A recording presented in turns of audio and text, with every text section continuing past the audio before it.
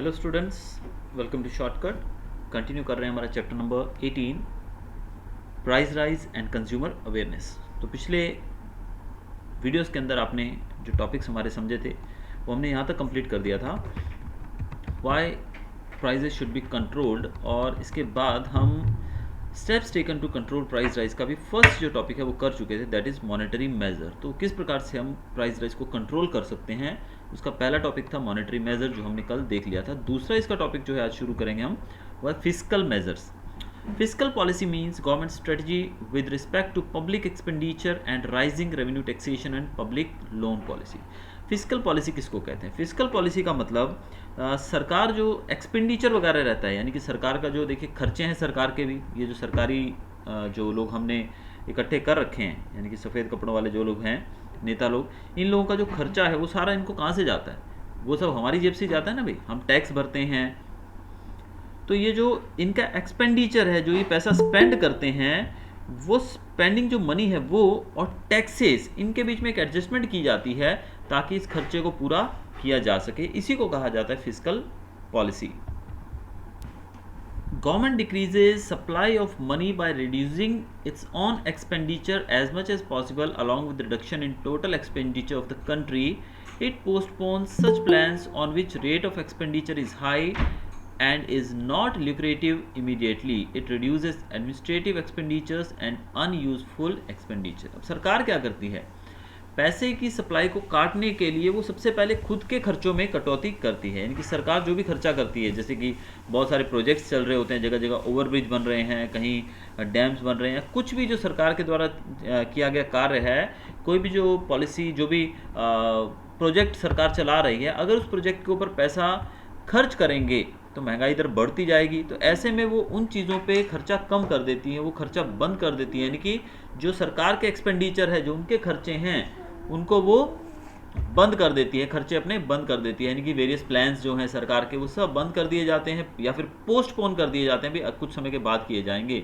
तो इससे क्या होता है, जो खर्चा है कम होने के कारण मार्केट के अंदर फ्लो ऑफ मनी रुक जाता है और जो प्राइस राइजेस को कंट्रोल किया जा सकता है। नेक्स्ट है, under taxation policy government increases taxes when price rise occurs so that there is reduction in the supply of spending money among people. Income tax, company tax, property tax are raised, export is controlled, and because of imposition of high rate of revenue on imported goods, cost of imported goods rises, so import sinks. अब सरकार price को control करने के लिए क्या करती है? Taxation, यानी कि जो टैक्सेस वगैरह हैं उनको बढ़ा देती है। अलग अलग तरह के टैक्स जो सरकार हमसे लेती है, वो टैक्स सब बढ़ा दिए जाते हैं। उन टैक्सेस को बढ़ाने से क्या होता है, लोग जो हैं खर्चा कम करना शुरू कर देते हैं। तो इससे पैसे के ऊपर एक लगाम लगती है, मनी एक्सपेंडिचर के ऊपर एक लगाम लगती है, और सरकार जो इंपोर्ट है उसके ऊपर भी वो टैक्स ज़्यादा लगा देती है, टैक्स बढ़ा देती है इंपोर्ट के ऊपर। अब जब इंपोर्टेड चीज़ों के ऊपर टैक्स ज़्यादा लगेगा तो लोग उस चीज़ों को कम खरीदेंगे, वो चीज़ें कम बिकेंगी, और इस तरीके से इंपोर्ट जो है वो कम होने लगता है और एक्सपोर्ट बढ़ जाता है। अब प्राइस को कंट्रोल करना है, अगर कंट्रोल करना है प्राइस राइज को, तो उसके लिए हमें इंपोर्ट को घटाना पड़ेगा और एक्सपोर्ट को बढ़ाना पड़ेगा। तो यही चीज़ यहाँ पर की जाती है सरकार के द्वारा, और इसको करने के लिए सरकार जो इंपोर्ट है उसके ऊपर ड्यूटी बढ़ा देती है, टैक्स बढ़ा देती है। नेक्स्ट है public loan policy. Public loan policy में क्या है? Under public loan policy government tries to limit total expenditure of society by issuing loans or bringing schemes like compulsory saving plans. It takes different encouraging steps to encourage people to make savings, reduce the rate of public debt, decreases government help like giving subsidy, increases the proportion and coverage of direct tax, imposes heavy tax on goods used by rich people and luxury items, because of which their production sinks and production of necessary goods increases. Thus, with these steps, proportion of income in hand will reduce, as a result of which demand of goods will decrease, and finally prices will reduce. सरकार क्या करती है public loan policy के अंतर्गत? जो scheme सरकार के द्वारा चलाई जाती है, जो सरकारें जो स्कीम चलाती हैं, जो पॉलिसी चलाती हैं लोगों के लिए, जैसे कि बहुत सारी सहायताएं की जाती है सरकार के द्वारा लोगों को, जैसे कि उन सब चीज़ों को वो बंद कर देती है या कम कर देती है। जैसे कि प्लान्स लाती है, वो ऐसे प्लान्स लाती हैं जिससे खर्चे पे कटौती हो, जैसे कि कंपलसरी सेविंग प्लान ले आई वो, तो कंपलसरी सेविंग प्लान के अंतर्गत ज़्यादा बेनिफिट मिलता है लोगों को, तो वो सेविंग ज़्यादा करेंगे, इससे पैसा मार्केट के अंदर कम जाएगा और सेविंग में ज़्यादा जाएगा। फिर पब्लिक जो डेब्ट है उसके ऊपर रेट कम कर देती है, जिससे क्या होगा, लोग ज़्यादा से ज़्यादा सेविंग करेंगे और खर्चा करने से बचेंगे। गवर्नमेंट जो सब्सिडी देती है लोगों को, वो सब्सिडी भी बंद कर दी जाती है। सब्सिडी क्या होती है, सरकार से अब सपोज आपने ने कुछ काम करने के लिए 10 लाख लिए, तो सरकार सब्सिडी के तौर पे उसमें से 2 लाख रुपए आपको माफ़ कर देगी, that is called the subsidy. इसको अगर, और आज के टाइम पे अगर हम देखें तो सब्सिडी आप मकान के लिए देखते हैं ना, प्रधानमंत्री गृह आवास योजना के अंतर्गत कुछ पैसों की सब्सिडी सरकार देती है। अगर आपने 20 लाख का मकान लिया तो उसमें 2.5 से 3 लाख रुपए प्रधानमंत्री आवास योजना के अंतर्गत आपको माफ़ कर दिए जाएंगे, तो वो भी एक तरह की सब्सिडी ही है। तो सरकार ऐसी सब्सिडीज को बंद कर देती है। अब ऐसी सब्सिडीज बंद होने से क्या होता है, लोग जो हैं खर्चा करने से बचते हैं, इससे लोगों का जो सेविंग है, पैसा है, वो बच जाता है। इसके अलावा सरकार जो है लोगों से टैक्स जो लेती है वो बढ़ा देती है। रिच लोग जो चीज़ें यूज़ करते हैं उन चीज़ों के, लग्जरी आइटम्स के ऊपर भी टैक्स बढ़ा दिया जाता है, जिससे इन चीज़ों का प्रोडक्शन कम हो जाता है और जो चीज़ें हमारे रेगुलर यूज़ की रहती हैं, यानी कि जो बेसिक ज़रूरत की चीज़ें हैं, उनकी प्रोडक्शन बढ़ जाती है। इस तरह से प्राइजेस कंट्रोल आ जाते हैं। आगे है control on capital investment. In order to see that capital investment behind unuseful and luxury items reduce, licence और permit system is implemented and government encourages such type of capital investment in which the productive form of agriculture and industrial products increase. Batting oriented capital investments reduces, production of essential goods increases, production capacity increases. Such encouraging steps should be taken where by increase in rate of interest saving instinct is encouraged so that capital investment increases. Such type of efforts have to be undertaken. अब सरकार क्या करती है, capital investment के ऊपर control कर लेती है। कैपिटल मतलब हमारा पैसा जो हम लोग लगाते हैं। अब पैसा लगाया जाता है, अब हर एक आदमी पैसा कहाँ लगाएगा, जहाँ पर उसको प्रॉफिट ज़्यादा होगा। अब सरकार जो है वो जो परमिशन वगैरह देनी पड़ती है कोई भी इंडस्ट्री लगाने के लिए या कोई भी ऐसा इन्वेस्टमेंट करने के लिए, तो वो परमिशन जो है कंपलसरी कर देती है, उसको थोड़ा हार्ड बना देती है, ताकि लोग जो हैं लग्जरी आइटम्स का जो प्रोडक्शन है उस दिशा में कम जाएं और बेसिक चीज़ों की रिक्वायरमेंट जो है, हमारी बेसिक चीज़ें जो हैं उनकी तरफ ज़्यादा मुड़ें, और उनका जो अगर रुझान बेसिक चीज़ों की प्रोडक्शन की तरफ ज़्यादा रहेगा तो बेसिक चीज़ें जो हैं, बेसिक एसेंशियल चीज़ें जो हैं, उनकी जो है प्रोडक्शन बढ़ जाएगी। इससे प्राइस को कंट्रोल किया जा सकता है। तो सरकार क्या करती है, इन्वेस्टमेंट जो है वो इन सेक्टर्स के अंदर, यानी कि लग्जरियस आइटम्स जो हैं उन चीज़ों की प्रोडक्शन के लिए जो इन्वेस्टमेंट करते हैं लोग, उन स्टेप्स को थोड़ा हार्ड कर देती है। लाइसेंस वगैरह जो परमिट दिया जाता है उसको थोड़ा हार्ड कर देती है, ताकि लोग उस दिशा में कम जाएं, और जैसे एग्रीकल्चर और इंडस्ट्री जो इंडस्ट्रियल प्रोडक्ट्स हैं उनके प्रोडक्शन को बढ़ाने के लिए वो थोड़ा सहायता करती है, ताकि ईजिली लोग इन चीज़ों में ज़्यादा से ज़्यादा इन्वेस्टमेंट कर सकें। इससे क्या होगा, इससे हमारे देश के अंदर जो बेसिक ज़रूरत की चीज़ें हैं उनकी बढ़ोतरी होगी और लग्जरियस आइटम जो हैं उनकी कटौती हो जाएगी। तो इस तरीके से जो प्राइस राइस है वो फिर से बैलेंस हो जाएगा, उसको फिर से बैलेंस में लाने में मदद मिलती है। अगला टॉपिक हमारा है प्राइस रेगुलेशन एंड रेशनिंग, जिसको हम पीडीएस कहते हैं। अब प्राइस को कंट्रोल करने के लिए सरकार एक और चीज़, मतलब बहुत ही अच्छा इनका स्टेप है, इसमें एफपीएस शॉप्स खोली जाती हैं। एफपीएस का फुल फॉर्म है fair price shops. PDS is public distribution system and FPS is fair price shops. तो फेयर प्राइस शॉप्स खोली जाती हैं सरकार के द्वारा, और भारत में लगभग, अब तक की बात की जाए तो लगभग 4.92 लाख फेयर प्राइस शॉप्स हैं अब तक, यानी कि लगभग 5 लाख के करीब हमारे यहाँ पे फेयर प्राइस शॉप्स हैं। और इनका काम क्या है, फेयर प्राइस शॉप्स हम बोलते हैं उन चीज़ों को, उन शॉप्स को जहाँ पर जो राशन वगैरह है, जो ज़रूरी चीज़ें हैं, जो बेसिक एसेंशियल गुड्स हैं, वो गुड्स जो हैं वो कम दाम पे लोगों को दिलाए जाते हैं ओपन मार्केट से कंपैरिजन में। यानी कि जो गेहूँ, चावल, फिर घर में जलाने के लिए जो हम लोग स्टोव में जलाते हैं कैरोसिन वगैरह, फिर खाने का तेल हो गया, तो ऐसी चीज़ें, चीनी हो गई, ये बेसिक ज़रूरत की चीज़ें जो हैं ये सरकार द्वारा गरीब लोगों को प्रोवाइड की जाती हैं फेयर प्राइस शॉप्स के ऊपर। अब इसको कहा जाता है सब्सिडी, यानी कि डिफरेंस अमाउंट जो है वो सरकार पे करती है, जिसको हम सब्सिडी बोलते हैं। जैसे कि आपको एग्जांपल दूं कि जैसे गेहूं का अभी मार्केट में भाव अगर बात किया जाए तो कम से कम 18 से 20 रुपये किलो मिलता है गेहूं।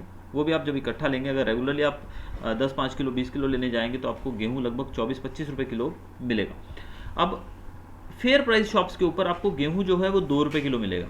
यानी कि 20 रुपये वाली चीज़ आपको 2 रुपये में मिलती है, यानी कि 18 रुपये आपने कम दिए। अभी 18 रुपये जो हैं वो कौन देगा? वो सरकार देगी। वो पे कौन करेगा? सरकार पे करेगी। और ये जो डिफरेंस अमाउंट है, यानी कि 18 रुपये का जो डिफरेंस अमाउंट है, इसको हम बोलेंगे सब्सिडी। की समझो कि सरकार ने आपको 18 रुपये की सब्सिडी दे दी, और इसी के अंतर्गत जो गरीब लोग हैं, जो पुअर लोग हैं, जो कि मतलब अपनी ज़रूरतों को भी पूरा नहीं कर सकते हैं, उनके लिए ये फेयर प्राइस शॉप्स हैं। ये एक तरह से उनके लिए जीवन दान की तरह काम करती हैं, और वो लोग अपने ज़रूरत की चीज़ें वहाँ से लेकर अपना गुजारा कर सकते हैं। यहाँ पर हर एक चीज़ जो है वो काफ़ी कम दाम पर उनको दी जाती है। ये सेल आउट किया जाता है उनके जो राशन कार्ड वगैरह होते हैं उसके ऊपर, और फैमिली मेम्बर्स को देखा जाता है कि कितने फैमिली मेम्बर्स हैं, और उस फैमिली मेम्बर्स के आधार पे उनको उसकी क्वांटिटी तय की जाती है भी कितना, किस व्यक्ति को, किस फैमिली को कितना अनाज दिया जाएगा। तो ये बहुत अच्छा एक ज़रिया है प्राइस को कंट्रोल करने का, यानी कि हर एक व्यक्ति तक चीज़ें पहुँच सकें। आगे है हमारा administered price mechanism. To prevent hoarding, to maintain the prices of essential goods at reasonable level and to ensure their easy availability, the government fixes the price of the commodities. It asks the traders to sell the goods at fixed prices. To keep price level under control, the government has implemented legislation Essential Commodities Act 1955. तो सरकार जो है इस mechanism के अंतर्गत price को control करने की कोशिश करती है। कैसे? सरकार 1955 में जो एक्ट बनाया गया था, इसके मुताबिक वो ट्रेडर्स के लिए बेचने के लिए जो सामान है उनकी तय कर देती है कीमत, कि भाई इतनी कीमत पे आप बेच सकते हो, उससे कम पे बेचना है तो आपकी मर्जी है, लेकिन उससे ज़्यादा आप नहीं ले सकते हो।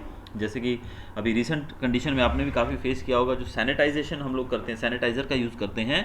जब कोविड आया तो सैनिटाइज़र्स की जो दाम थे वो काफ़ी बढ़ा दिए गए, काफ़ी मतलब एकदम से आपने देखा होगा बहुत शॉर्टेज हो गई थी मार्केट के अंदर, तो जो लोग थे वो उसका खुले में बहुत ज़्यादा दाम उसका मांग रहे थे। लेकिन फिर सरकार ने एक रूल बनाया कि भी कोई भी व्यक्ति 200 ग्राम सैनिटाइज़र का, 200 ml सैनिटाइज़र का 100 रुपये से ज़्यादा नहीं ले सकता है। तो उसके बाद थोड़ी लगाम लगी, वरना एक आम आदमी कहाँ से खरीदेगा सैनिटाइज़र। और जो जमाखोर लोग हैं, जो लोग जमा करते हैं, होर्डिंग करते हैं, ब्लैक मार्केटिंग करते हैं, वो तो लाखों रुपये खा जाएंगे इसमें से।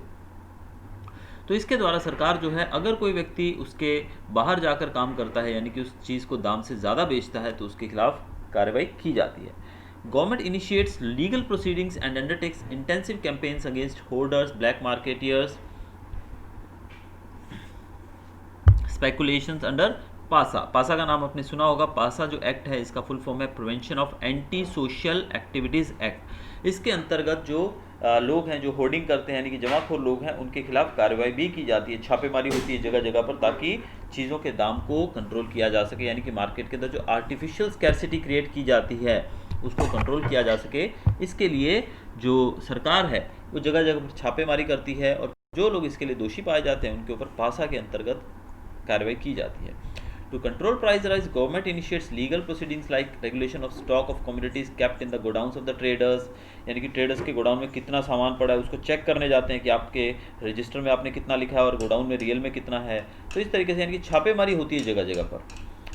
Till recently, the prices of onion, rice, cotton, cement, edible oils, petrol, diesel, domestic gas, kerosene, sugar, aluminium, iron, steel, railway freights, etc. were regulated in the administrative price mechanism. Even some life-saving drugs are also covered under this act. यानी कि जो हमने अभी तक नाम पढ़ा जिन चीज़ों का, ये सब चीज़ें सरकार के उसी एक्ट के अंदर आती हैं 1955 में, जो सेट आउट किया गया था कि इनके दाम जो है वो सरकार द्वारा तय किए जाते हैं और इससे ज़्यादा हम लोग मांग नहीं सकते हैं।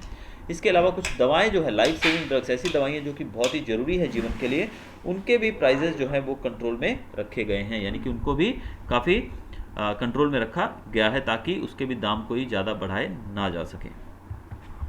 Thus, efforts to control price rise are not independent or different from each other, but are complemented to dependent on each other. So, rather than taking scattered one or two steps, omnibus steps will have to be taken. Only then expected result may be obtained. तो ये जो भी हमने जो पढ़े control करने के जो तरीके हैं, इनको एक एक को, दो को हम अप्लाई करेंगे तो पॉसिबल नहीं है प्राइस को कंट्रोल करना, लेकिन इन सबको एक साथ हमें इम्प्लीमेंट करना पड़ेगा, तब काफ़ी डिफरेंस हमें देखने को मिल सकता है। तो ये था हमारा टॉपिक कि किस प्रकार से हम प्राइस को कंट्रोल कर सकते हैं। अब जो हम चैप्टर का जो दूसरा हमारा पार्ट है, दैट इज़ नाम है हमारे चैप्टर का price rise and consumer awareness. तो प्राइस राइज के बारे में हम पढ़ चुके हैं, अब हम पढ़ेंगे कंज्यूमर अवेयरनेस के बारे में। आपने ये एडवर्टाइजमेंट देखा होगा टीवी के अंदर काफ़ी बार, जागो ग्राहक जागो। ये एडवर्टाइजमेंट जो है ये ग्राहकों को जगाने के लिए सरकार के द्वारा टीवी के ऊपर टेलीकास्ट की जाती है। तो आप भी ग्राहक हैं और मैं भी ग्राहक हूँ, so we both are, we all are consumers. तो हम कंज्यूमर्स जो है, हमको किस प्रकार से जागने के लिए सरकार कह रही है? सरकार नहीं बोल रही है कि आप सुबह 6 बजे जागो कि 8 बजे जागो, तो हमें कहा जा रहा है कि जागो, यानी कि अंदर से जागो, जो अपने मन के अंदर, जो दिमाग के अंदर जो अंधेरा है उसको ख़त्म करो और अपनी ही पावर को पहचानो कि कोई भी दुकानदार, कोई भी सेलर अगर आपको लूटता है, आपके साथ धोखाधड़ी करता है, तो ऐसी सिचुएशन में आपको जागना है, आप उसके खिलाफ कार्रवाई कर सकते हो। तो चलिए इस टॉपिक को शुरू करते हैं। Now days every person is a consumer. आज अगर हम बात करें तो हर एक व्यक्ति किसी ना किसी तरीके से कंज्यूमर तो है ही। कंज्यूमर का मतलब होता है उपभोक्ता। उपभोक्ता का मतलब, जैसे कि आप बात करिए, अगर आपकी राशन की दुकान है तो चलिए आप राशन अपनी दुकान से ले लोगे, आपको राशन बाहर से नहीं खरीदना पड़ेगा, लेकिन आपको जूते बाहर से खरीदने पड़ेंगे, कपड़े बाहर से खरीदने पड़ेंगे, गाड़ी बाहर से खरीदनी पड़ेगी, घर बाहर से खरीदना पड़ेगा, घर के अंदर जो चीज़ें यूज़ होती हैं वो सब बाहर से खरीदनी पड़ेंगी। यानी कि आप एक चीज़, कुछ चीज़ों के लिए चलो आप अपने आप पे आश्रित रह सकते हो, लेकिन बाकी चीज़ें तो आपको दूसरों से खरीदनी पड़ेंगी। आपको शिक्षा के लिए स्कूल जाना पड़ेगा, हॉस्पिटल जाना पड़ेगा इलाज के लिए, तो ये चीज़ें हैं। तो हर एक व्यक्ति जो है वो किसी न किसी तरीके से वो कंज्यूमर है। Many items of same features of different brands are available in the market. अब एक ही तरह के, यानी कि चीज़ वो एक ही होगी लेकिन अलग अलग ब्रांड्स में, जैसे कि आप बात करें तेल, जो हम लोग हेयर ऑयल यूज़ करते हैं, जो खाने का तेल यूज़ करते हैं, वो बिस्किट्स यूज़ करते हैं। अब वो अलग अलग ब्रांड के आपको मार्केट के अंदर देखने को मिलेंगे, लेकिन वो है तो सब तेल ही। अब आप खाने का जो तेल यूज़ करते हैं, फॉर्च्यून आता है, सनप्राइड आता है, सफोला आता है, बहुत सारे और भी ब्रांड्स आते हैं। अब सब है तो ऑयल ही खाने के लिए, लेकिन उनके ब्रांड्स अलग हैं। Illiterate and unaware consumers do not have complete knowledge or information about diversity and alternative uses of goods, as there are several middlemen between producers and consumers, that consumers are exploited in many ways। तो लोगों को ज्ञान नहीं है, पूरा information नहीं है चीज़ों के बारे में, इस कारण से उनका एक्सप्लॉयटेशन होता है। बहुत सारे, देखिए, प्रोड्यूसर, जहाँ चीज़ प्रोड्यूस की जाती है वहाँ से लेके कंज्यूमर तक पहुँचते पहुँचते बीच में बहुत सारे मिडिलमैन हैं। मिडिलमैन का मतलब होता है बिचौलिए। जो मिडिलमैन जो हैं वो क्या करते हैं, वो बीच में पैसा खा जाते हैं और हमारे तक पहुंचते पहुंचते चीज़ों के दाम काफ़ी बढ़ जाते हैं। जैसे कि अब अगर हम बात करें, गन्ना जो है, गन्ना मार्केट के अंदर जब आता है, किसान को आप पूछेंगे तो वो गन्ना बहुत सस्ता बेचता है, लेकिन जब वो चीज़ तैयार होकर हमारे तक पहुंचती है तो बहुत महंगी हो जाती है चीनी। दूसरी तरफ अगर हम सिंपल एग्जांपल एक और देखें तो सब्जियों के दाम। सब्जी आपने देखा होगा बहुत बार टेलीविज़न के अंदर कि जो किसान है वो इतने ज़्यादा फ्रस्ट्रेटेड हो गए हैं चीज़ों के दाम कम होने की वजह से कि किसानों ने सड़क के ऊपर अपना दूध गिरा दिया, टैंकर के हिसाब से उन्होंने दूध सड़क के ऊपर ढेरी कर दिया, टमाटर जो थे उनको फेंक कर उसके ऊपर ट्रैक्टर चला दिया। तो इस तरह की घटनाएं क्यों होती हैं? क्योंकि टमाटर के दाम उनको 2 रुपये किलो मिल रहा है वहाँ पर टमाटर। अब वो मार्केट में अगर बेचने जा रहे हैं किसान टमाटर तो 2 रुपये किलो मिल रहा है, यानी कि अगर वो 1000 किलो टमाटर बेचेंगे तो सिर्फ उनको कितना मिलेगा, 2000 रुपया। अब आप समझ सकते हो कि क्या 2000 रुपये में आप खेत के अंदर ये उगा सकते हो ये सब चीज़ें? वेल, इम्पॉसिबल, बहुत ही मुश्किल है, इम्पॉसिबल बात है। तो ऐसे में उनका गुस्सा कैसे निकलता है, वो फिर उन चीज़ों को सड़क पे फेंक देते हैं और उसके ऊपर ट्रैक्टर चला देते हैं। लेकिन अब देखो आप, यही टमाटर जब हमारे तक पहुंचता है तो 60 रुपये किलो हो जाता है। यही प्याज 2 रुपये किलो मार्केट में जब किसान उगाता है तो किसान को 2 रुपये मिलते हैं, लेकिन हमारे तक पहुंचते पहुंचते यही 80-100 रुपये किलो हो जाता है। कैसे? ये बिकॉज ऑफ, ये सब इनकी मेहरबानी है। किसकी मेहरबानी है? ये भाई लोग जो है ना बीच वाले हमारे, इनकी मेहरबानी, यानी कि मिडिल मैन, बिचौलिए बोलते हैं जिसको। अब सारा पैसा ये लोग खा जाते हैं, किसान को भी कुछ नहीं मिलता है और सफ़र करती है आम पब्लिक। हम लोग सफ़र करते हैं, यानी कि हम लोग इस चीज़ को भोगते हैं। The system wherein the goods and services that the consumer buy in lieu of money are of good quality, proper weight and at a reasonable price is known as consumer protection. Consumer protection is not just an agitation, but it is a movement of consumer awareness. Consumer awareness is a movement of consumer protection. Consumer protection is a well organized program for the people of the society to make them mature consumers, with the help of which anti-consumer activities, exploitation and deception may be faced. Ralph Nader started a movement in America to bring consumer awareness, thus he is called pioneer of consumer movement. अब consumer किसको कहेंगे? अब आप और मैं, हर एक व्यक्ति consumer है। कंज्यूमर किस प्रकार से कि हम कुछ ना कुछ तो खरीदते हैं, हम पैसा देकर जब भी चीज़ खरीदते हैं तो इसको कहा जाता है कंज्यूमर। अब कंज्यूमर हम सब लोग हैं, तो हम लोग जो पैसा देकर चीज़ खरीदते हैं वो चीज़ अच्छी क्वालिटी की हो, उसकी क्वांटिटी यानी उसका वज़न भी बराबर हो और उसका दाम भी बराबर हो, ये सब चीज़ें इस प्रकार से ठीक हों, इसी को हम कहते हैं कंज्यूमर प्रोटेक्शन, इसी को कंज्यूमर प्रोटेक्शन कहा जाता है। कंज्यूमर प्रोटेक्शन जो है ये एक एगिटेशन नहीं है, ये एक मूवमेंट है, ये एक आंदोलन है। और कंज्यूमर्स जो है पूरी दुनिया के, उनको एक ऑर्गेनाइज्ड वे में रखा गया है, कंज्यूमर अवेयरनेस के द्वारा उनको अवेयर करने की कोशिश की गई है, ताकि जो भी एक्टिविटीज़ एंटी कंज्यूमर होती हैं, यानी कि हमारे खिलाफ जो भी एक्टिविटीज़ होती हैं उनके साथ उनको हम फेस कर सकें। तो ऐसे में राल्फ नादर जो हैं वो अमेरिका में इन्होंने ये मूवमेंट शुरू किया था, इस मूवमेंट को इन्होंने अमेरिका में शुरू किया था कंज्यूमर अवेयरनेस का, इसीलिए उनको कहा जाता है Pioneer of consumer movement. Pioneer का मतलब होता है शुरुआत करता, जो सबसे पहले उस चीज़ को शुरू करता है। Satisfaction of consumer is our motto. हमारा मोटो क्या है? Satisfaction of consumer. Consumer is the king of the market. तो इस तरह के स्टेटमेंट्स आज हमें देखने को मिलते हैं जो बताते हैं कि कंज्यूमर की पावर क्या है। अब इसको एक बार फिर पढ़ता हूँ मैं। Consumer is the king of the market. Consumer कौन है? आप कंज्यूमर है, मैं भी कंज्यूमर हूँ, और हम सब लोग कौन है? King of the market. हम मार्केट के किंग हैं। एक दुकानदार फ्री बैठा रहेगा, नवरा बैठा रहेगा, जब तक हम उसके पास जाके कोई चीज़ खरीदेंगे नहीं। तो we are the king of the market. दूसरा, satisfaction of consumer is our motto, यानी कि सेटिस्फैक्शन, एक कंज्यूमर की सेटिस्फैक्शन, उसको पूरे तरीके से संतुष्ट करना, ये हमारा मोटो होना चाहिए। तो ये स्टेटमेंट्स हमको आज के युग में देखने को मिलते हैं। प्रोड्यूसर्स, एंटरप्रेन्योर्स और traders produce things as per their ability and convenience. Later on, they try to attract consumers through entice advertisement in TV, radio, by publishing advertisement in press continuously by mediums like websites, hoardings or banners. Because of it, consumer finds it difficult to purchase or choose proper commodity and is guided towards the false way and is thus exploited.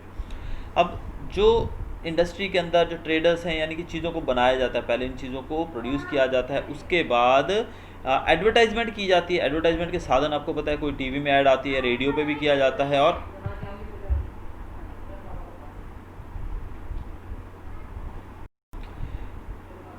Paper में भी सब चीज़ें आती हैं, अलग अलग websites, hoarding, आजकल तो बहुत कुछ हो गया। आपके मोबाइल में मैसेजेस आते रहते हैं, आप जाते हैं, जब भी आप शोरूम में जाते हैं तो पहले आपका नंबर ले लेते हैं ताकि आपको आने वाली ऑफर्स के बारे में जानकारी दी जा सके। तो इस तरीके से आज की जो मार्केट है वो एडवर्टाइजमेंट से काफ़ी ज़्यादा मतलब प्रभावित है। तो एडवर्टाइजमेंट के द्वारा ही लोगों को बताया जाता है कि कौन सा प्रोडक्ट अच्छा है, लेकिन इस तरीके से लोगों को क्या किया जाता है? गुमराह किया जाता है, गलत चीज़ें बताई जाती हैं। जैसे कि आप देखिए, आज हम देखते हैं बहुत सारे तेलों की ऐड आती है। जैसे कि एक एग्जांपल हम लें तो बालों के झड़ने की समस्या जो लोग फेस करते हैं उनके लिए तेल आते हैं, जैसे कि केश किंग आता है, फिर और भी बहुत सारे, Kesh Kanti, I don't know, there are many products जो लोग दावा करते हैं कि भी हमारा तेल लगाने से आपके बाल नहीं झड़ेंगे, लेकिन इन तेलों की कीमत 100 ग्राम तेल आपको 300, 400 रुपये में मिलता है और उससे होता कुछ भी नहीं। तो ये क्या हुआ?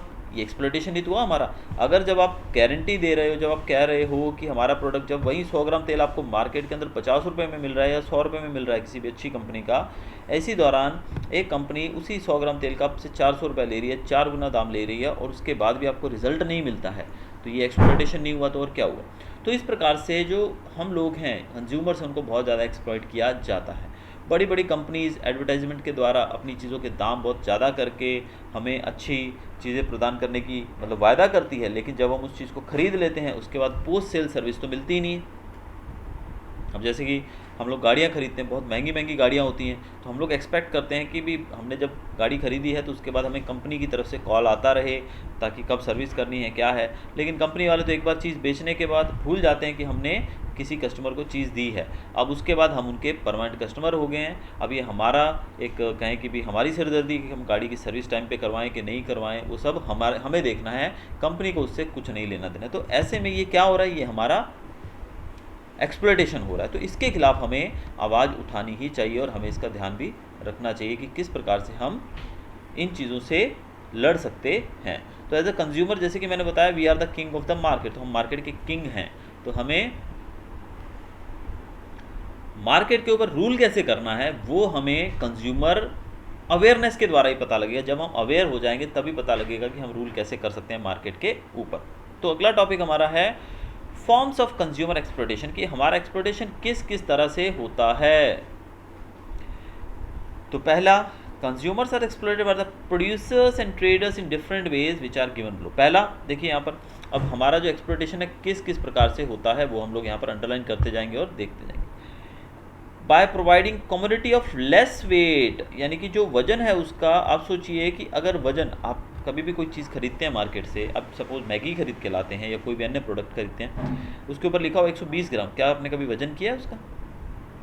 मैं बोलूँगा कि 100% लोगों ने नहीं किया है, कोई भी वजन नहीं करके लाता है। तो अगर उसका वेट, अगर उसमें समझो कि 120 ग्राम की जगह 10 ग्राम भी कम हुआ, तो आप सोचो 10 ग्राम कम होने से, 10 पैकेट बेचने से वो कंपनी 100 ग्राम बचा रही है, यानी कि एक पैकेट नया बन जाएगा उनका। 12 पैकेट बेचेंगे वो, तो एक नया पैकेट उनका तैयार हो जाएगा, 12 के साथ एक।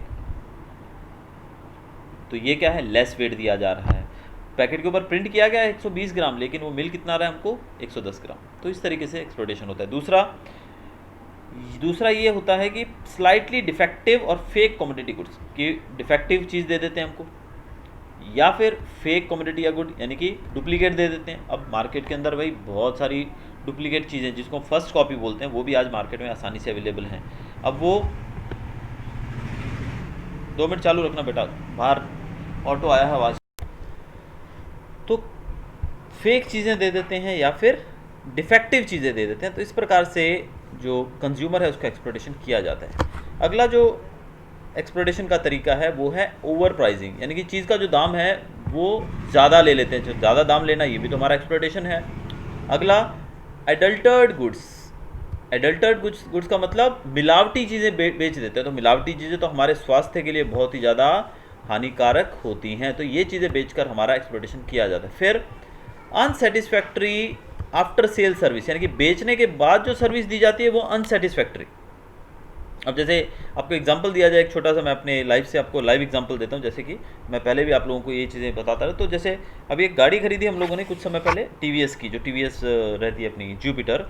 अब उसकी जो सर्विस के लिए ऊपर से कॉल आना चाहिए, तो सर्विस के लिए कोई कॉल नहीं आता है। तो मैंने फर्स्ट सर्विस करवाने के लिए, मुझे कॉल आया तो मैंने करवाया। मैंने कहा भी मुझे आपकी तरफ से कॉल आया नहीं है कभी, तो मैंने ऊपर बात की कंपनी में, तो उन्होंने मुझे फ्री सर्विस करके दिया।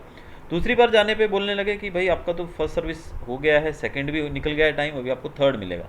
मैंने कहा नहीं भी, मैं तो सेकंड सर्विस मांगूंगा फ्री। मैंने कहा भी आप लोग कॉल करके हमको बताते क्यों नहीं है कि आपकी सर्विस का टाइम हो गया, हमने आपसे गाड़ी खरीदी है। तो नहीं माने, मैंने गाड़ी वहाँ पर छोड़कर मैं चला गया और मैंने उनके खिलाफ कंज्यूमर फोरम में ऑनलाइन एप्लीकेशन डाल दी। 10-15 दिन के बाद मुझे ऊपर से कॉल आ गया कि आपकी सर्विस हो जाएगी, यू डोंट वरी। तो यानी कि पोस्ट सेल सर्विस देने की तो इनको बिल्कुल पड़ी नहीं रहती। यानी कि कंज्यूमर इनके लिए क्या है, एक बलि का बकरा है। बस भाई आज जब आप कंज्यूमर, जब आपने गाड़ी नहीं खरीदी है तब तक ये आपके पीछे पीछे घूमेंगे, और जैसे ही आपने गाड़ी खरीद ली है, इनको पता लग गया भी हमारी गाड़ी इन्होंने खरीद ली है, तब से इनके हाव भाव बदल जाते हैं। तो ऐसा नहीं होना चाहिए। लेकिन अगर आप चाहते हैं कि आपके साथ भी ऐसा ना हो, तो बी अ वाइज कस्टमर। अपनी पावर को पहचानिए, अपनी जो शक्ति है उसको पहचानिए। कंज्यूमर फॉर्म्स जो हैं वो इसीलिए खुले हैं, कंज्यूमर कोर्ट्स जो हैं वो इसीलिए खुले हैं, ताकि ऐसे लोग जो हमें बेवकूफ़ बनाते हैं, हमारा एक्सप्लॉइटेशन करते हैं, इनको सीधा किया जा सके। तो ऐसे में आप उनका सहारा ले सकते हैं। जैसे कि नॉट प्रोवाइडिंग कंस्ट्रक्शन गुड्स और सर्विसेज और प्री डिटरमिन्ड कंडीशंस, यानी कि कभी कभी क्या करते हैं ये कि इन्होंने, जैसे कि कंस्ट्रक्शन के समय जो चीज़ें बताते हैं कि भी आपने घर खरीदा, घर के अंदर ये चीज़ें होंगी, लेकिन जब हम घर खरीद लेते हैं तो बोलते हैं सर ये तो पैकेज में नहीं आएगा, इसके लिए आपको अलग से पैसा देना पड़ेगा। फिर प्री डिटरमिन्ड कंडीशंस, यानी कि वही जो कंडीशंस इन्होंने पहले बताई होती है भी ये चीज़ें हम देंगे, लेकिन जब हम खरीदने जाते हैं, खरीद लेते हैं, तो उसके बाद बोलते हैं सर ये तो, इसके तो अलग पैसे देने पड़ेंगे। तो इस तरीके से हमारा क्या करते हैं, एक्सप्लॉइटेशन। फिर in providing electricity, banking, insurance, telephone और मेडिकल फैसिलिटीज, सेलर्स और ट्रेडर्स शो नेग्लिजेंस। अब बिजली वाले जो हैं, हम बिजली का बिल भरते हैं, लेकिन बिजली हमारे घर में बहुत कम आती है। बैंक वाले सोचते हैं कि अकाउंट खुल गया, अभी ये कुछ भी करें, हमको क्या लेना देना, इनको सर्विस मिले ना मिले। इंश्योरेंस वाले भी हमें कोई दाद नहीं देते हैं, भाव नहीं देते हैं बाद में। टेलीफोन वाले, ये तो एक बहुत इंपॉर्टेंट, अभी मेरे ख्याल से एक कॉमन जो समस्या हम सब फेस करें, टेलीफोन। जैसे कि आप जानते हैं हम लोग 4G के युग में जी रहे हैं, अभी 5G आने की तैयारी है भारत में। लेकिन 4G के टाइम पे आप अपने फ़ोन के ऊपर देखिए तो ज़रा, हमारे यहाँ पे नॉर्मल कनेक्शन नहीं कनेक्ट होता है भाई। ये 4G कब चलने वाला है बताइए। हम लोग जब अभी ऑनलाइन क्लासेस में, जैसे आप लोग सब ट्रबल फेस कर रहे हैं, मैं भी कर रहा हूँ, कि कनेक्शन में ही लगभग आधा दिन निकल जाता है हमारा। अगर 2 घंटे की क्लास है उसमें से 1 घंटा तो हमारा कनेक्शन आया चला गया इसी में चलता है। तो 4G के नाम पे हमको बेवकूफ़ बना रहे हैं लोग। ये बोलते हैं कि 4G सिम कार्ड है, इसका आपको इतना चार्ज देना पड़ेगा, हर महीने आपको ये फ्री मिलेगा, वो फ्री मिलेगा। हम पैसा भी भरते हैं 600-700 3 महीने का, लेकिन उसके बावजूद हमको स्पीड कितनी मिलती है 4G की बताइए तो। अगर हमें एक फ़ोटो डाउनलोड करना है 210 KB का, KB की बात कर रहा हूँ मैं, MB की बात नहीं कर रहा हूँ, तो उसके लिए भी हमें आधा मिनट 1 मिनट वेट करना पड़ता है, क्योंकि वो बफरिंग होता रहता है, घूमता रहता है वो गोला, और फिर कहीं जाके डाउनलोड होती है फ़ोटो। तो ऐसे में आप सोचिए कि हम कब बात कर सकते हैं कि हम आगे बढ़ेंगे। ये टेलीफोन वाले इतना दुनिया भर का पैसा लेते हैं हमसे, 4G के नाम पे हमको सर्विस तो 2G की भी नहीं मिलती है। मेडिकल फैसिलिटीज़, बड़े बड़े हॉस्पिटल्स के अंदर जाते हैं हम लोग, तो खर्चा इतना बिठा देते हैं जैसे पता नहीं इतने लाख रुपए में तो नया आदमी बन जाएगा, और ये लोग उसका सिर्फ ऑपरेशन का खर्चा इतना बता देते हैं। तो ये लूटमार है पूरी इनकी तरीके से। देन सेलर्स और ट्रेडर्स शो नेग्लिजेंस एंड ह्यूमिलेट्स, वो हमारी बात ही नहीं सुनते हैं। आप गाड़ी खरीदने जाओगे तो आपको बैठा के चाय भी पिलाएंगे, लेकिन गाड़ी खरीदने के बाद आप उसकी सर्विस के लिए जाते हो तो आपको निगलेक्ट करते हैं। अभी आप कल आइएगा, आज तो सर्विस नहीं हो पाएगी, आज हमारे पास बुकिंग ज़्यादा है। फिर हमारा ह्यूमिलेट करते हैं हम लोगों को, कंज्यूमर्स को। कैसे? By cheating in selection of goods by attractive and deceptive advertisement. हमें एडवर्टाइजमेंट देते हैं अट्रैक्टिव, डिसेप्टिव, जिससे हम लोग भ्रमित हो जाते हैं और हमारे साथ चीटिंग करते हैं। बैनर देखते हैं हम लोग मार्केट के अंदर लगा हुआ है, 7,000 rupees of on purchase of this bike. जब हम कंपनी में जाते हैं तब वो बताते हैं ये बाइक, हमने पूछा जाके भी 7,000 रुपये तो ऑफ है इसके ऊपर, तो वो बोलेंगे भाई ये तो पेटीएम से पेमेंट करने पे हैं, और ये तो सिर्फ डिफेंस वालों के लिए, आपके लिए नहीं है। अरे भाई, तो बोर्ड पे आपने लिख के लगाया है 7,000 रुपये ऑफ। अब जब आपको पता है कि डिफेंस वालों के लिए है, तो वहाँ पर आप बोर्ड पे ये भी तो लिख सकते हैं कि भाई 7,000 रुपये की छूट सिर्फ डिफेंस पर्सनल्स के लिए। तो कम से कम हमारे जैसा कॉमन आदमी वहाँ जाकर अपना समय तो बर्बाद ना करे। लेकिन वो लोग अट्रैक्ट करने के लिए इस तरह की एडवर्टाइजमेंट बनाते हैं। Then by adopting malpractices of selling, by selling fake goods, मतलब अलग अलग वो गलत तरीके से चीज़ें बेचते हैं, फिर फेक चीज़ें बेचते हैं in such a manner that they cause physical as well as mental harassment. इससे फिजिकल हरासमेंट तो होता ही है, यानी कि हमें बार बार इन चीज़ों को खरीद के, जैसे ख़राब चीज़ खरीदने के बाद हमें परेशान होना पड़ता है, फिजिकली भी और मेंटली भी, हमारा दिमाग भी ख़राब होता है इस चीज़ में। बाय क्रिएटिंग आर्टिफिशियल स्कैरिसिटी और by not providing complete information, consumer is cheated. Artificial scarcity create की जाती है। अब टमाटर का दाम इतना बढ़ा दिया गया है, आर्टिफिशियल स्कैरसिटी बोलते हैं, टमाटर ख़राब हो जाता है बारिश में। अरे दुनिया भर का टमाटर पड़ा होगा, लेकिन तुम लोग मार्केट में बेचो तो ना, छुपा के रखा हुआ था। अब 10 रुपये किलो बिक रहा था, 5 रुपये किलो बिक रहा था, अभी सीधा 60 रुपये किलो हो गया। सब्जियों के दाम बढ़ गए हैं, और कंप्लीट इन्फॉर्मेशन ना देकर ये लोग हमें चीट करते हैं। तो ये जो हमने देखे तरीके, ये सब वो तरीके हैं जिससे कंज्यूमर को एक्सप्लॉइट किया जाता है। तो मैं तो कहूँगा आपसे कि एक्सप्लॉइट होने की ज़रूरत नहीं है, सामने वाले को एक्सप्लॉइट कर दो कंज्यूमर फोरम में जाके, तो सब सीधे हो जाएंगे। तो अपनी पावर को पहचानिए, एक्सप्लॉइट होने की कोई ज़रूरत नहीं है। कोई ज़रूरत नहीं है इन एडवर्टाइजमेंट को देख के उनके पीछे दौड़ने की। जो चीज़ अच्छी है, जो चीज़ रिलायबल है, जो अच्छी सर्विस देता है, वहाँ जाइए। अब हम पढ़ेंगे reasons of consumer exploitation. Exploitation के कारण पढ़ेंगे, ये तो हमने तरीके पढ़े कि कैसे कैसे एक्सप्लॉइटेशन होता है। अब रीजंस पढ़ेंगे कि क्यों होता है। पहला इसमें टॉपिक है कंज्यूमर इज हिमसेल्फ और हम हर सेल्फ रिस्पॉन्सिबल, यानी कि हम खुद रिस्पॉन्सिबल हैं एक्सप्लॉइटेशन के लिए। सबसे बड़ी बात तो मैं कहूँगा यही है कि हम लोग एक्सप्लॉइट होना चाहते हैं। Traders, producers, organizers take undue advantage of consumers by exploiting them in different ways because of ignorance, lack of awareness, illiteracy, lack of tendency to become organized and oppose, lack of preparation and tendency to fight legally against exploitation. तो जो traders, जो बेचने वाले जो लोग हैं, यानी कि सेलर्स जो हैं, वो हमारी ही कमियों का फ़ायदा उठाते हैं। कमियां कौन कौन सी हमारे अंदर? इग्नोरेंस। अबे हमें जानकारी ही नहीं होती अपनी पावर्स के बारे में, अवेयरनेस ही नहीं है हमारी पावर के बारे में कि एक्सप्लॉइटेशन हो रहा है हमारा, तो हमें अवेयर होना पड़ेगा। हमारी पावर्स जो हैं, कंज्यूमर अवेयरनेस जिस चैप्टर का नाम है, उसके बारे में हमको पता ही नहीं है। फिर इलिटरेसी, अनपढ़ लोग हैं, उनको तो बेचारों को क्या पता होगा। फिर ऑर्गेनाइज नहीं है हम लोग। ऑर्गेनाइज मतलब मिलकर लड़ते नहीं हैं। हम सोचते हैं यार उसके साथ धोखा हुआ ना, तो वो देखेगा, हम क्या करें। धोखा किसके साथ हुआ है? उस बंदे के साथ हुआ, तो वो देखेगा, मैं क्यों उसके साथ खड़ा रहूँ। लेकिन अगर तुम्हारे साथ धोखा होगा तभी हम उसके साथ खड़े होंगे क्या? तो ऑर्गेनाइज होना, अपोज करने के लिए, ये हमारे अंदर एक कमी है। दूसरा, lack of preparation and tendency. हमारे पास प्रिपरेशन भी नहीं है, हमारी इतनी पावर भी नहीं है कि हम लीगली उसके खिलाफ लड़ सकें। लेकिन आप बिलीव करिए, अगर आप कंज्यूमर फोरम में जाते हैं तो कंज्यूमर फॉर्म पूरी तरीके से, कंज्यूमर कोर्ट जो है पूरे तरीके से आपका साथ देगा।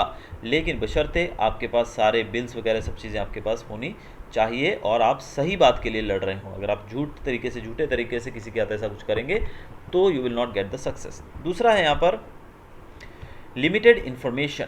Limited information in the capitalist economy, the producer and sellers are free to produce और sell any commodity or service in any quantity. There are no specific rules regarding their pricing and quality regulation. अब हमारा जो भारत है वो capitalist economy है, और इसके अंदर जो प्रोड्यूसर और सेलर्स हैं, बेचने वाले जो लोग हैं, वो अपनी मर्जी से किसी भी कमोडिटी को सेल कर सकते हैं, उसको प्रोड्यूस कर सकते हैं, और सर्विस जो है उन चीज़ों की अपनी मर्जी से ये सब चीज़ें कर सकते हैं। उनके खिलाफ कोई भी इस प्रकार का रूल नहीं है, और अगर रूल भी है तो उसको वो लोग फॉलो नहीं करते हैं। इस सिचुएशन के अंदर the absence of true knowledge और information about usefulness of the product, quality and maintenance, conditions of use, after sale service, warranty and guarantee etc., the consumer is not given complete information about the commodity. अब जब वो लोग free हैं तो वो चीज़ें जब हम खरीदने जाते हैं तब ज़रूर वो कुछ समय के लिए हमारे साथ कुछ बातें हमें शेयर करते हैं, लेकिन उसके बाद वो कुछ भी चीज़ें हमको नहीं बताते। अब देखिए, वो लोग प्रोडक्ट की जानकारी नहीं देंगे, उसके यूज़फुलनेस की भी, कहाँ कहाँ इसको यूज़ किया जा सकता है, क्वालिटी कैसी है, उसको मेंटेन कैसे करना है। अब वो अगर बता देंगे कि आपको मेंटेन कैसे करना है तो वो तो फिर आप बहुत ध्यान से चलाओगे तो कभी ख़राब ही नहीं होगा, लेकिन अगर वो ख़राब नहीं होगा तो इनका धंधा बंद हो जाएगा। तो ये प्रॉपर जानकारी आपको नहीं देते हैं उन चीज़ों के बारे में, जिससे ये बार बार चीज़ें ख़राब होती हैं, मेंटेन नहीं रहती हैं, तो जल्दी ख़राब हो जाएंगी, तो आप उसकी नई चीज़ें खरीदोगे इसके लिए। फिर उसको कैसे यूज़ करना है, उसकी सर्विस कैसे करनी है सेल के बाद, फिर उसकी वारंटी गारंटी के बारे में इनकी जानकारी प्रॉपर नहीं दी जाती है, जिस कारण से जो कंज्यूमर है उसका एक्सप्लॉयटेशन किया जाता है। और इस लिमिटेड इन्फॉर्मेशन के कारण, ये पूरी अंडरस्टैंडिंग उस प्रोडक्ट के बारे में ना होने के कारण कंज्यूमर जो है मिस्टेक कर देता है और वो चीज़ ख़राब हो जाती है। और फिर जब हम जाते हैं तो वो बोलते हैं कि आपको ये चीज़ नहीं करनी थी, पर हमें तो पहले बताया ही नहीं गया कि ऐसा नहीं करना है। अब जैसे आप चीज़ खरीद के लाते हो तो उसके अंदर लिखा जरूर होता है 5 साल की गारंटी। आप एसी खरीद के लाते हो तो एसी पे लिखा होता है 5 साल की कंप्रेसर की गारंटी और 10 साल की इंडोर यूनिट की गारंटी, लेकिन वो गारंटी किस चीज़ की है वो पूछा है हमने कभी? हम कभी नहीं पूछते हैं।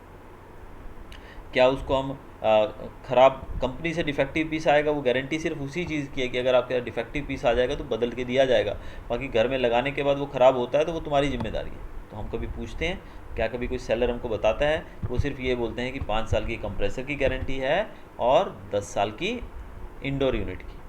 अब वो गारंटी किस बारे में है, क्या है, वो कैसे लागू पड़ती है, वो तो पूछो। हम पूछते भी नहीं है और वो तो बताते भी नहीं है। Then limited supply, when supply of product or service is not in accordance with demand, artificial scarcity is created. Thus scarcity is created due to hoarding by traders, producers, betting on natural calamities. In such situation, traders take undue advantage by overpricing. So improper supply of commodities in the market is also responsible for exploitation of consumers.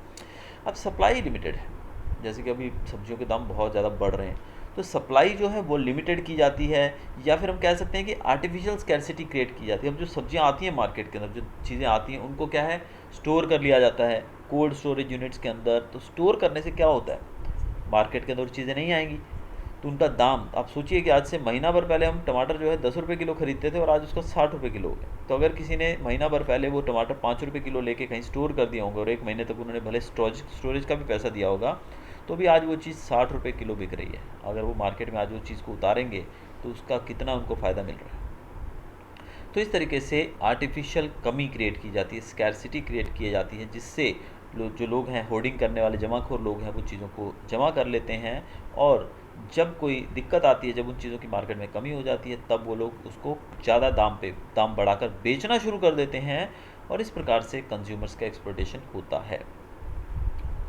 अगला topic है इसमें limited competition. One single producer और group of producers have their monopoly in the production and sale of a commodity or service, then due to lack of other alternative producer exploits the consumer in different ways. In such limited or monopolized market, the consumer is dumped with defective services and commodities of low quality.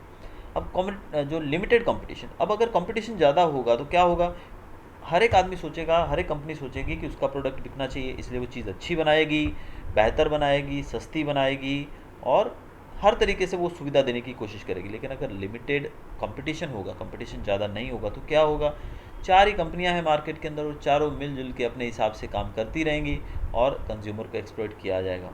जैसे अब example अगर इसमें दूं आपको, तो ये telecom companies का, हम जो मोबाइल्स यूज़ करते हैं, अब देखिए पहले बहुत सारी कंपनीज थी भारत के अंदर, जैसे कि आपने 2-3 का तो नाम मैं गिना देता हूँ जो कि ख़त्म हो चुके हैं। अभी यूनिनोर का नाम सुना होगा आपने, अभी यूनिनोर आता ही नहीं है।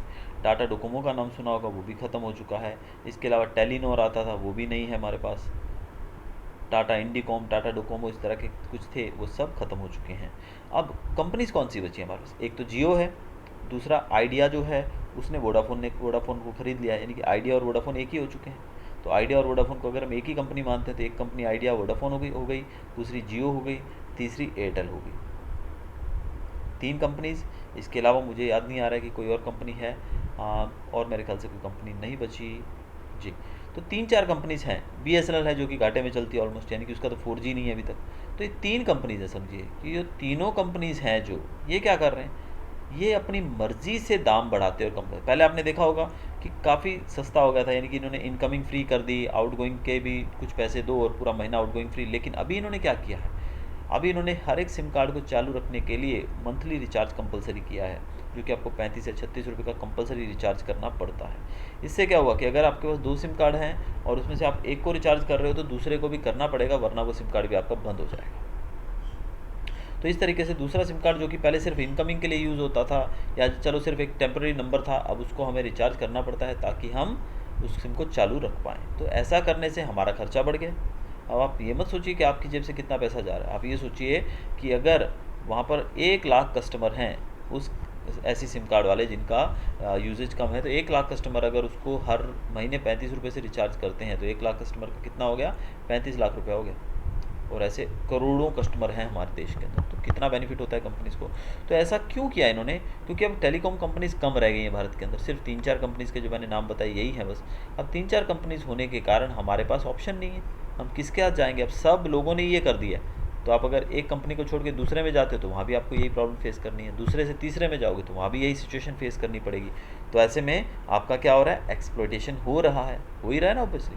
तो ये सिचुएशन जो है इसको कहते हैं लिमिटेड कंपटीशन। तो लिमिटेड कंपटीशन के आधार पे ऐसा होगा। अब आने वाले समय में आप सोचो कि अगर आइडिया वोडाफोन एक हो गया, कल को एयरटेल भी इनके साथ मिल जाए और जियो भी इनके साथ मिल जाए, तो सारी कंपनीज एक हो जाए, तो फिर हमारे पास बचेगा क्या।